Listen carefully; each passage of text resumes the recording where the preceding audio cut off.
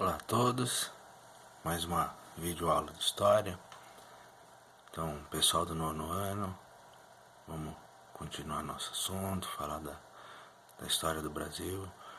Hoje os dois assuntos principais aí, a modernização, urbanização e industrialização de São Paulo e a revolta da Chibata.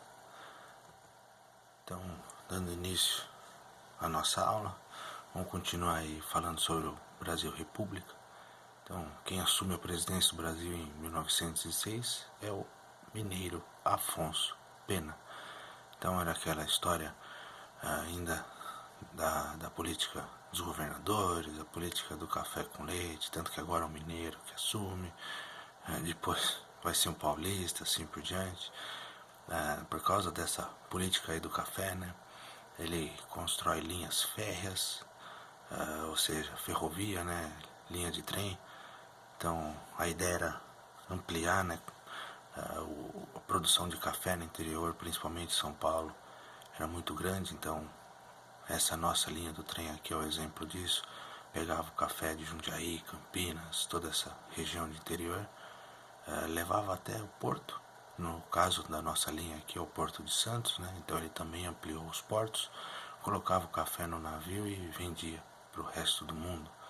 Então, para fazer essas construções aí, o governo fez mais um empréstimo milionário. Essa dívida externa aí, né, a dívida com bancos, né, de outros países aumentou. Tá aí o Afonso Pena. Então, os cafeicultores, né, quem produzia café em São Paulo, eles tomaram outro empréstimo bancário, mais um. Então, com esse dinheiro eles produziram mais café, ampliaram mais formas de transporte, de logística. Então, os lucros vão favorecer esses produtores e, obviamente, os banqueiros. As perdas, né, foram socializadas, pagas pela população. Então, o lucro ficou na mão de quem produziu, de quem já tinha dinheiro, né, dos banqueiros, e as perdas foram pagas pela população. Então, Afonso Pena, ele sai do lugar comum, né, ele faz algo diferente. Ele começa a realmente querer industrializar o Brasil. Tem aí o Brás, na zona leste ali de São Paulo, não sei se alguém conhece. Então, no início do século XX, São Paulo não era só a capital do café, era também um polo industrial, muitas indústrias.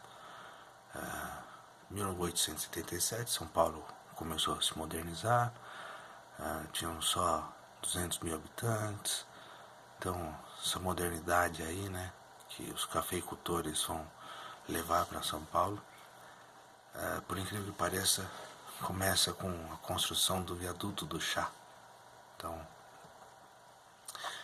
em 1880, os produtores de café tinham decidido se mudar para São Paulo. Então, esses caras aí já eram muito ricos, eram conhecidos como os barões do café, e eles queriam uma cidade iluminada, embelezada, saneada, limpa, né? Então, como é que eles iam, esses caras mais ricos aí, né, morar lá em São Paulo, em áreas infectadas, o centro da cidade, o centro de São Paulo, bairros tipo Brás, Moca, tinham muita tifo, peste, né, doenças. Tinha, obviamente, pessoas pobres em busca de emprego. Então, em 1890, foi inaugurada a rua Higienópolis. Até hoje tem esse nome. Saneada, né, limpa, de higiene, né, como diz o nome. Então, ela ficava numa região ali recém-loteada, que hoje é a região da Consolação, do Pacaembu. Para quem conhece o centro de São Paulo, ali conhece esses lugares, nomes indígenas, né, tipo Pacaembu. Então, uma região muito antiga, utilizada pelos indígenas. Daí a Estação da Luz, se alguém já foi de trem para São Paulo, é aí onde a maioria desce, na Estação da Luz. E em 1892 foi inaugurada a Avenida Paulista. Representava, né, a ostentação dos ricos, né, o dinheiro, né, tanto que permitia ali o convívio quase exclusivo com gente de seu próprio nível, ou seja, praticamente os mais ricos, pobres, miseráveis, não estavam ali. Então, a vegetação nativa da Avenida Paulista, né, que era considerada menos nobre porque era brasileira, então ela foi substituída ali por árvores da Europa. E situação complicada. Você vê que o Brasil até hoje tem essas manias aí. Com o incentivo do governo, a cidade aplicava, né, o dinheiro em novas indústrias, e a partir de 1906, Afonso Pena, já presidente do Brasil, a Avenida Paulista ganha novos casarões desses industrialistas, desses ricos empresários, e só em 1950 que a avenida vai dar lugar aos bancos, edifício residencial, um monte de prédio e tal. Para quem conhece a Avenida Paulista, hoje em dia sabe que ela é mais bancos e tal, mas essa era a Avenida Paulista, com os casarões aí alguns ainda barões do café, outros industriais, empresários ali da época. E outra situação que acontece no governo de Afonso Pena é a chamada Conquista do Oeste brasileira. Lá nos Estados Unidos eles conquistaram o Oeste, né, o Far West.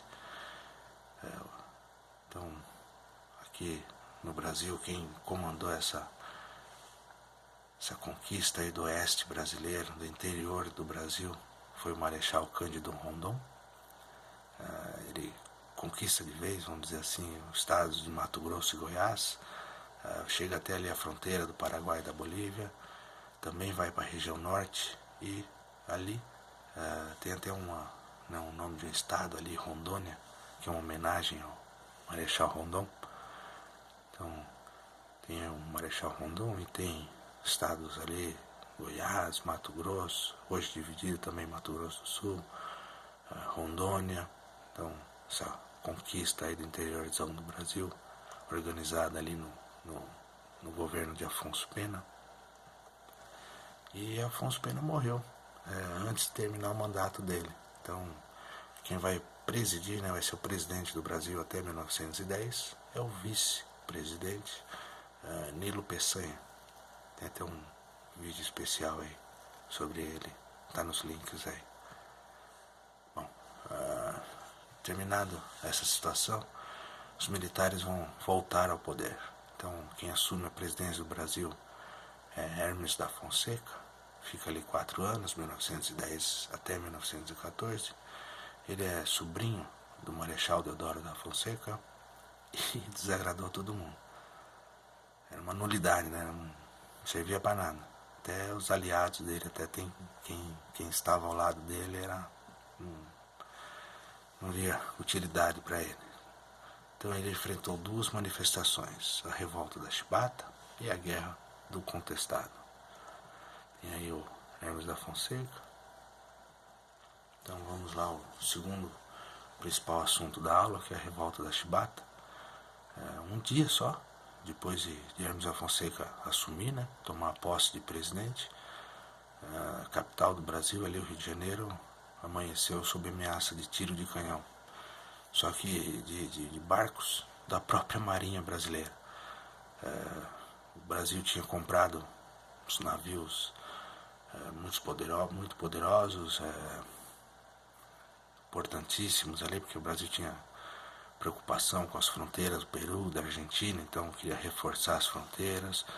Esses navios, esses barcos seriam usados para isso. Tem aí umas imagens de jornais da época, com os barcos, seus canhões. Só que essas embarcações aí elas se amotinaram, né? Elas foram tomadas por uma revolta. Então quem era o líder dessa revolta aí era o João Cândido Felisberto, conhecido como o Almirante Negro. Eles pegaram, tomaram os barcos aí, esses baita barcos aí, foram para o Rio de Janeiro, miraram o canhão no Rio de Janeiro, falaram que se não atendesse o que eles estavam pedindo, eles iam atirar. Então, o que eles pediam, né? Reivindicavam salário, condição trabalhista, típico do trabalhador, e o fim da punição conhecida como chibata. Por isso que revolta chibata. Por que isso? Bom, a chibata é tipo chicotada. A maioria dos marinheiros, né, eram negros e mulatos. E quem mandava ali, os oficiais, eram brancos. Então era óbvio a ligação com a escravidão. Se o negro não fizesse o que o branco mandava, cometia, sei lá, algum deslize, algum problema, tomava uma chicotada, né, uma chibata, ou seja, nem escravidão tinha mais, e não tinha motivo realmente para isso. Lógico que eles tinham razão, né? Tanto que esses amotinados aí, os revoltosos, né, os marinheiros negros, perceberam que a Marinha do Brasil tinha um problema aí, vamos dizer. Até hoje, né, a Marinha do Brasil é mais ligada à monarquia. Dificilmente vocês vão ver em golpe militar, de república, de militar tomando poder, não sei o que e tal, a Marinha está envolvida porque eles são mais ligados à monarquia. Então, teve um acordo ali, os marinheiros negros iam se render, né, era uma anistia, iam ser perdoados. Não aconteceu, foram enganados, e muitos, né, desses marinheiros negros aí foram presos, alguns fuzilados, né, mortos, expulsos ali da marinha, e muitos foram desterrados também para o Acre, Amazônia, como a gente viu no outro capítulo. Eram enviados ali para a região norte do Brasil, lugares novos como Acre, mas principalmente nesse caso aqui, eles iam fazer trabalho forçado, ou seja, também ligado à escravidão. Tem aí o João Cândido lendo a anistia nele. Infelizmente acreditaram que seriam perdoados, mas não foram. Uma outra situação que aconteceu aí no governo de Hermes da Fonseca foi a Guerra do Contestado. Bem importante também na história do Brasil. Então vamos dar uma olhada aí. Era um confronto ali de exército e camponeses miseráveis, ou seja, pessoas muito pobres, né, que viviam no campo. Então foi ali entre 1912 e 1916. Tem uma ligação com a Guerra de Canudos, óbvio, né? O exército, pessoas pobres, então a gente lembra de Canudos aí da outra aula. Só que não foi no Nordeste, foi no Sul. Foi na divisa ali, né? De Paraná e Santa Catarina. Então era uma região de fronteira e os dois estados contestavam essa região de fronteira, ou seja, os paranaenses queriam que essa região fosse Paraná, os catarinenses que essa região fosse de Santa Catarina. Por isso que era contestado, né? Eles contestavam essa região. E esses trabalhadores aí, semi-escravos, se rebelaram. O líder deles era o monge José Maria. Então esse monge aí falava que é o fim dos tempos, né? Apocalipse. Falava que o comércio era coisa do diabo e tal. Tem aí uma imagem dessa época aí da Guerra do Contestado. E José Maria foi logo um dos primeiros a morrer, né? Ele tinha prometido que se ele morresse ele ia ressuscitar, não ressuscitou. E os sobreviventes aí combateram durante anos aí numa guerra santa. Então o governo brasileiro utilizou aí 7.000 homens, né, 80% do exército. Pela primeira vez utilizaram aviões, né, na guerra, vamos dizer assim, para fins militares.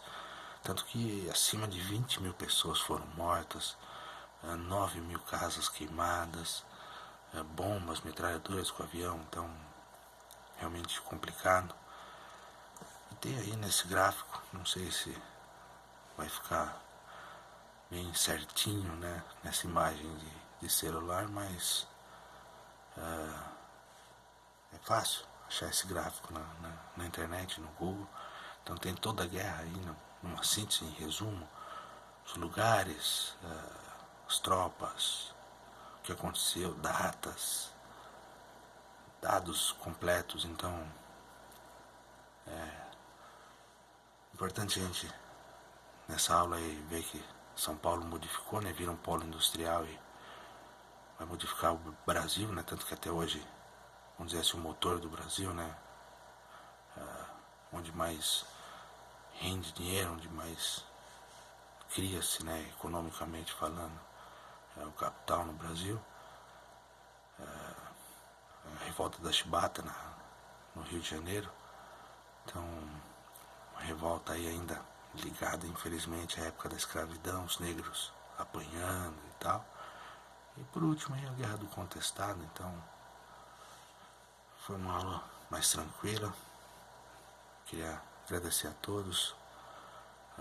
Fica na paz, fica de boa, fica em casa, estuda. Isso.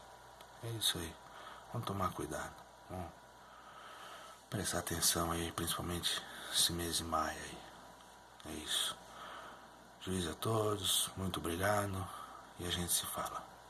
Até mais.